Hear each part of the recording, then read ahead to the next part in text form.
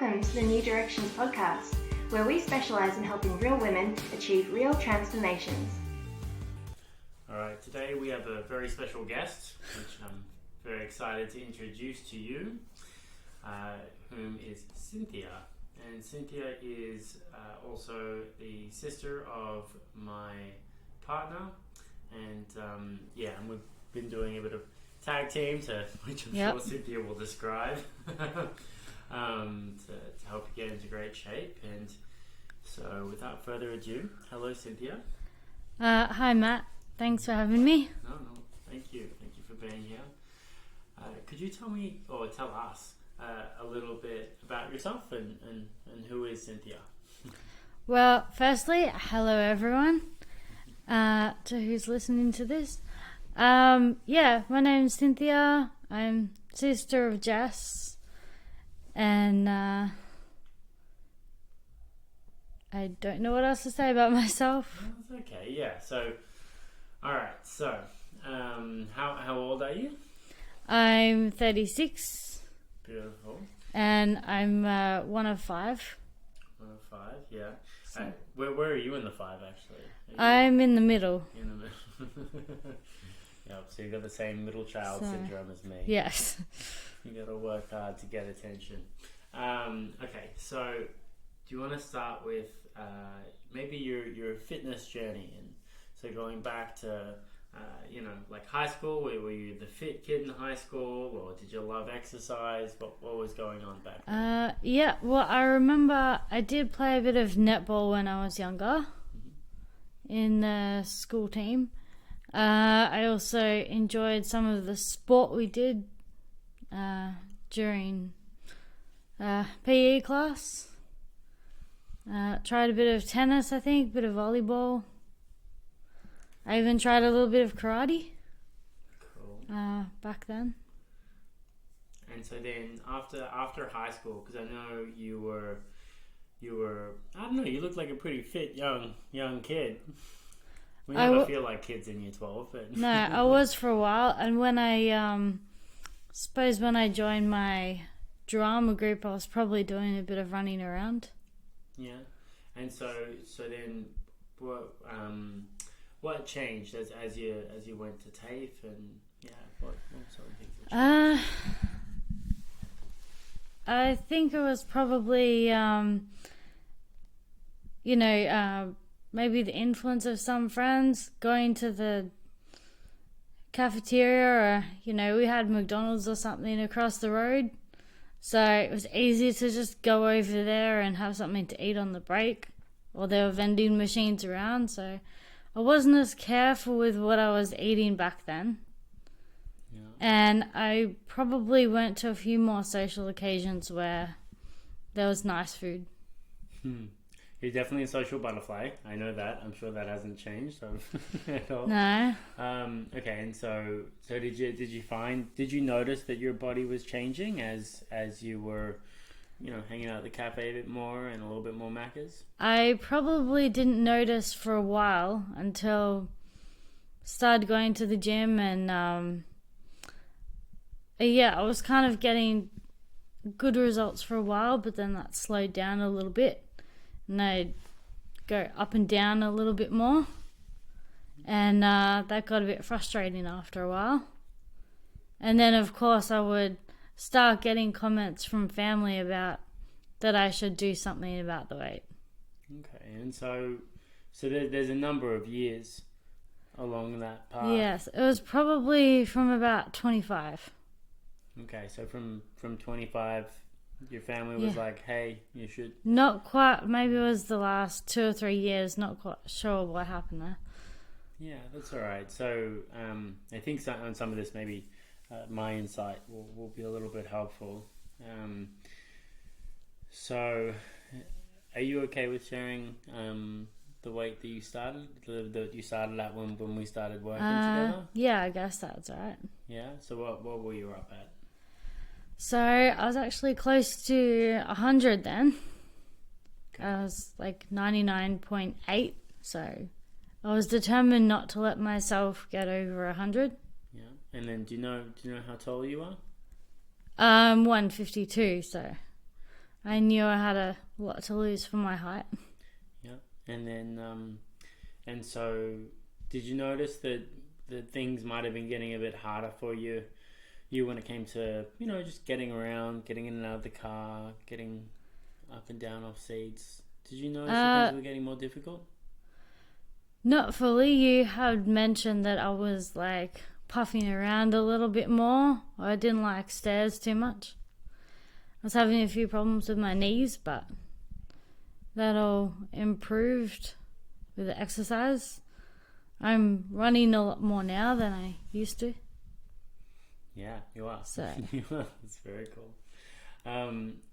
Do you remember going on hikes and with your family and no? I still did the hikes, but I was probably a little bit slower then. Yeah. So I was usually at the back, trying to keep up to them. Yeah. Was it pretty difficult then though to keep up? A little bit. Depends how steep it was and how fast they were going. Yeah, it's really interesting talking about this because from my side, I see crazy leaps and bounds improvements. But from your side, you're like, I think you can just go upstairs easier now. I don't see what to do with it. I don't know. Yeah, that's okay. So and so then, when you allowed Jess and I to convince you.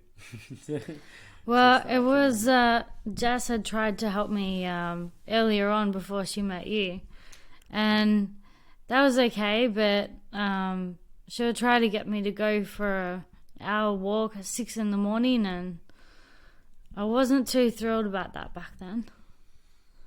And after a while, maybe I just needed that bit of extra help because sometimes Jess might get a bit impatient with if I wasn't listening to her completely. Yeah, so we spoke about it, Jess and I, before we started training with you, or even suggested it too.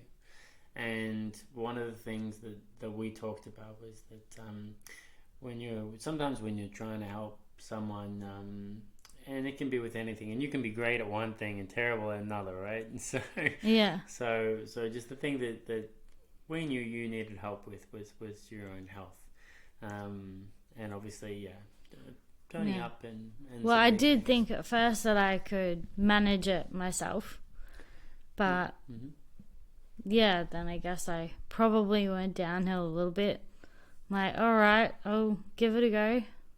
Yeah, and I think sometimes we really need to be, in order to progress a lot quicker than we normally would, we need to be a little bit, what's the word, modest, or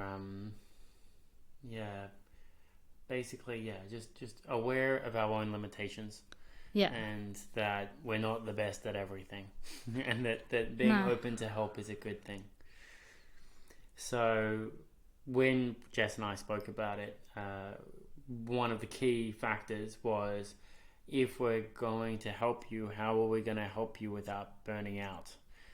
Because that's basically what happened to Jess, where you guys were doing so well, and then a couple of things happened, and then she became a bit exhausted, and then everything stopped. And so by having not only obviously back up with me, being able to it was a bit of good cop bad cop going on. Well, you have been pretty tough at times, but so I think the group classes have helped, and like I've actually got a bit more encouragement from the other girls now. Definitely, yeah. So because we obviously started off one-on-one, didn't we? Yeah. And then I had to coax you a little bit into coming into the groups. It was good to see that you're not just hard on me, but sometimes you can be a bit hard on some of the other girls too. Yeah, so it's all about what works best for each person. And then when it came to that, it meant that you were going to be getting motivation not only from Jess and I, but then obviously from all the girls in the group. Yeah, which- well, they've been quite encouraging since then. Yeah, absolutely. So, I think they've been very, very impressed by what you've been able to do. yeah. Yeah. So okay. So do you want to guide the girls and everyone listening through what we did, how we got you going, and what changed and Okay, where well, you're at hello, now? girls. Yeah, well, it started off with me doing some one-on-one boxing with Matt at my other gym, or doing a bit of boxing in the park. That was a bit of fun. And then Matt suggested it would be cheaper and probably worth my money to start coming to his classes. So I started doing that 2 or 3 days a week. At first I said there was no way I was going to come to the 5:30 class. But then I got in trouble for missing one of the classes, so I had to make up for it by coming to a 5:30 and doing a double, and then I just got used to that. So I'm now doing 6 classes a week. And then you're doing lots of walking and bike riding outside. Yeah, of that as well, usual yeah? walking. I have to keep up with my own gym routine outside of the classes.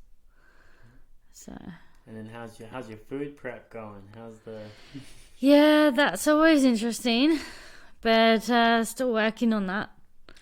It is a lot easier when I have a plan for the week. Absolutely. So what day are you meant to have written up your plan for the following week? Well, it's meant to be Thursdays. So And then which is the backup day? the backup day is Friday.